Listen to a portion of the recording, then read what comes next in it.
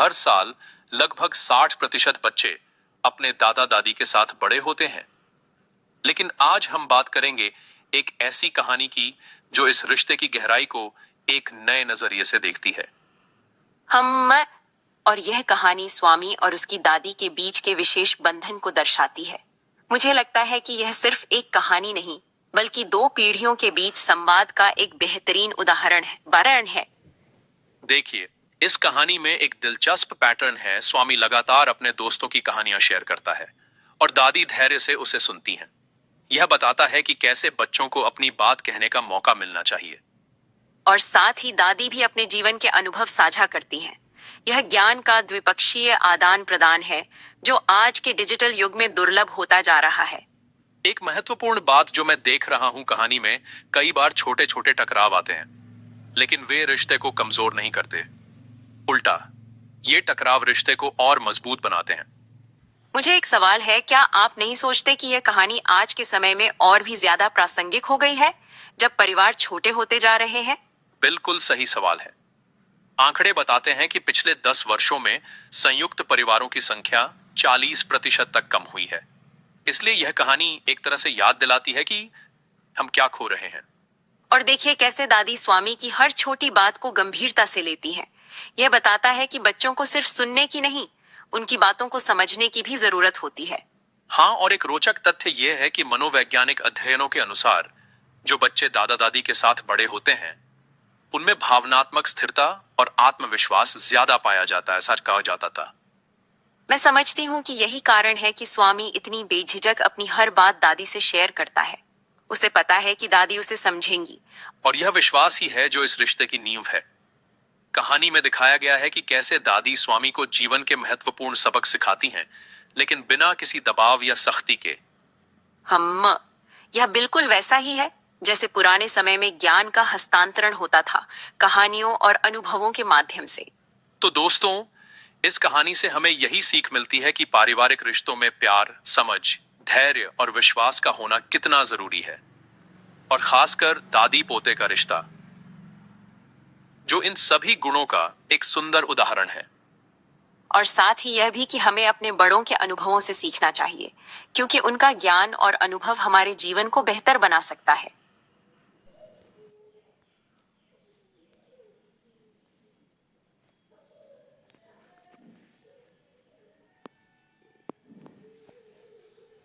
यह अध्याय कक्षा 5 की पुस्तक से लिया गया है।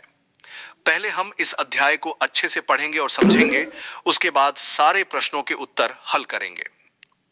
बैठक और भोजन कक्ष के बीच कम हवादार अंधेरे गलियारे की बंद सी कोठरी में स्वामीनाथन की दादी अपने सारे सामान के साथ रहती थीं।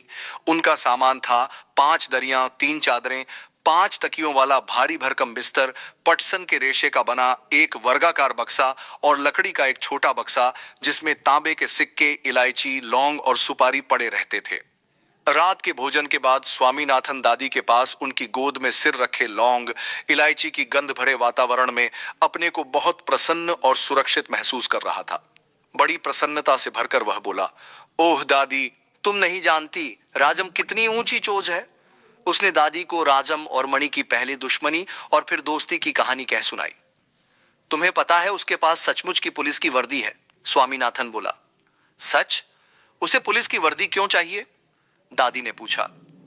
उसके पिता पुलिस अधीक्षक हैं, वह यहाँ की पुलिस के सबसे बड़े अफसर हैं। दादी काफी प्रभावित हुई। उनका सच में काफी बड़ा दफ्तर होगा, उन्होंने कहा।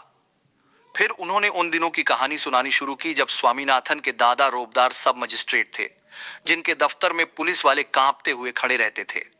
उनसे डरकर खूंखार से खूंखार डाकू तक भाग खड़े होते थे। स्वामीनाथन अधीर होकर उनकी कहानी खत्म होने का इंतजार करने लगा, लेकिन दादी बोलती ही गईं, इधर उधर भटकती हुई और अलग अलग समय पर घटी घटनाओं को गड्ढमड्ढ करती हुई। बस काफी है दादी, उसने रूखे स्वर में कहा। मैं तुम्हें राजम के बारे में कुछ बताना चाहता हूं। जानती हो उसे गणित में कितने नंबर मिलते हैं? सारे नंबर मिलते होंगे ना? दादी ने पूछा। अरे नहीं, उसे 100 में से 90 मिलते हैं। चलो अच्छा है, लेकिन तुम्हें भी मेहनत करके उसकी तरह नंबर लेने चाहिए। तुम्हें पता है तुम्हारे दादा कभी कभी ऐसे उत्तर लिखते थे कि परीक्षकों को भी चकित कर देते थे। किसी सवाल का जवाब देने में वे दूसरों के मुकाबले 10वां हिस्सा वक्त लेते थे। और फिर उनके जवाब इतने शानदार होते थे कि कभी कभी उनके अध्यापक उन्हें 200 नंबर तक दे देते थे। जब उन्होंने एम्स इसो किया तो उन्हें इतना बड़ा मेडल मिला था। मैं कई सालों तक उसे गले में पहनती रही। पता नहीं मैंने कब उसे उतारा। हाँ, जब तुम्हारी बुआ पैदा हुई। नहीं, तुम्हारी बुआ नहीं, तुम्हारे पिता। याद आया, तब बच्चा 10 दिन का था। अरे नहीं, ने पहले ठीक कहा था, तुम्हारी बुआ ही पैदा हुई थी। पता है वह मेडल अब कहां है? मैंने वह तुम्हारी बुआ को दिया और उस बेवकूफ ने उसे गलवाकर 4 चूड़ियां बनवा ली, और वह भी इतनी मामूली सी चूड़ियां कि मैं हमेशा कहती रही हूं कि हमारे परिवार में उस जैसा महामूर्ख कोई नहीं। और अब बस भी करो दादी, तुम बेकार की पुरानी कहानियां सुनाती रहती हो। क्या तुम राजम के बारे में नहीं सुनना चाहती? हाँ हाँ बोलो। दादी, जब राजम छोटा सा लड़का था तो उसने शेर मारा था। सच? बड़ा बहादुर लड़का है। तुम यह बात मुझे खुश करने के लिए कह रही हो, तुम्हें यकीन नहीं हुआ होगा। स्वामीनाथन ने बड़े उत्साह से कहानी शुरू की। राजम के पिता एक जंगल में डेरा डाले हुए थे। राजम उनके साथ था। अचानक 2 शेर उन पर झपटे और एक ने पीछे से हमला करके पिता को गिरा दिया। दूसरे ने राजम का पीछा किया। राजम एक झाड़ी के पीछे छुप गया और वहीं से गोली चलाकर शेर को मार डाला। दादी, क्या तुम सो गई? उसने कहानी खत्म होने पर पूछा। नहीं बेटा, सुन रही हूं। अच्छा बताओ, कितने शेर आए थे? 2 शेर राजम पर झपटे थे, दादी ने जवाब दिया। स्वामीनाथन दादी के गलत जवाब से चिढ़ गया। मैं तुम्हें इतनी जरूरी बातें बता रहा हूं और तुम नींद में न जाने क्या क्या ऊल जलूल कल्पना किए जा रही हो। अब मैं तुम्हें कुछ नहीं बताऊंगा। मैं जानता हूं तुम क्यों ऐसा कर रही हो। तुम राजम को पसंद नहीं करती। नहीं नहीं, वह तो बहुत प्यारा लड़का है, दादी ने बड़े विश्वास से कहा। उसने राजम को देखा तक नहीं था। स्वामीनाथन खुश हो गया। दूसरे ही क्षण उसके मन में एक नया संदेह पैदा हुआ। दादी, शायद तुम्हें शेर की कहानी पर विश्वास नहीं हो रहा है। मैं एक एक शब्द पर विश्वास करती हूं, दादी ने स्वर में मिठास भरकर कहा। स्वामीनाथन को इससे खुशी हुई, लेकिन उसने चेतावनी के तौर पर जोड़ा, जो भी उसे झूठा कहेगा वह उसे गोली मार देगा।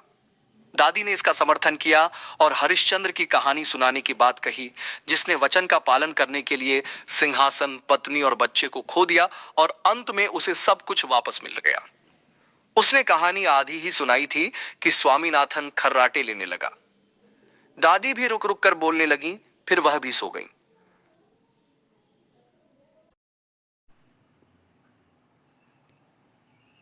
प्रश्नों के उत्तर। का स्वामी की दादी कहां रहती थी? उनके पास क्या क्या सामान था? उत्तर। स्वामी की दादी बैठक और भोजन कक्ष के बीच स्थित कम हवादार और अंधेरे गलियारे की कोठरी में रहती थी। उनके पास 5 दरिया, 3 चादरें, 5 तकियों वाला भारी बिस्तर, पटसन के रेशे का बक्सा और एक लकड़ी का छोटा बक्सा था, जिसमें तांबे के सिक्के, इलायची, लौंग और सुपारी रखे थे। खै, स्वामी अपनी दादी को किसके बारे में बता रहा था? उत्तर। स्वामी अपनी दादी को अपने दोस्त राजम की कहानी बता रहा था।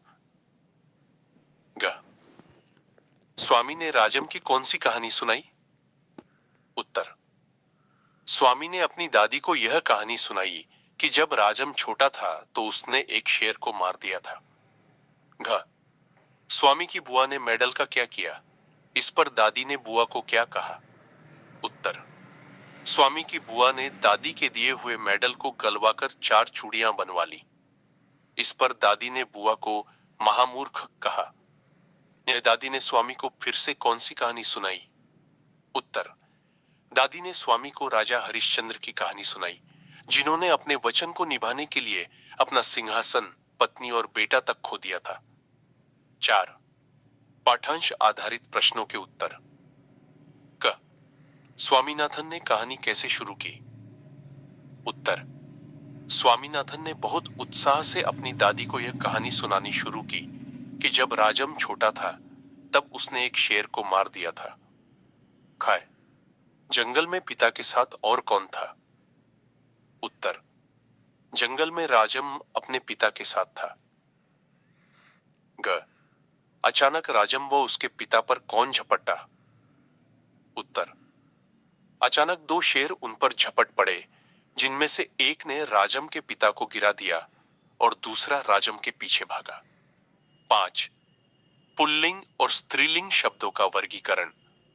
पुल्लिंग, शेर, अध्यापक, परीक्षक, सिक्का, मेडल, डेरा, नंबर, पर्वत, पेन। स्त्रीलिंग, दरियाओं, कहानी, वर्दी, चूड़ियां, चेतावनी, इलायची, नदी, पुस्तक, पेंसिल, सड़क। 7. बहुवचन रूप लिखिए। का, कहानी, कहानियां। ख, तकिया, तकिए। ग, बक्सा, बक्से। ख, सिक्का, सिक्के। लड़का, लड़के। च, कोठरी, कोठरियां। छ, खुशी, खुशियां। ज, अध्यापिका, अध्यापिकाएं। पुस्तक पढ़ने का सुझाव। श्री आर के सेन के नारायण की पुस्तक मालगुडी डेज को पढ़ने की सलाह दी गई है। यह अंग्रेजी में लिखी गई थी, लेकिन इसका हिंदी अनुवाद भी उपलब्ध है।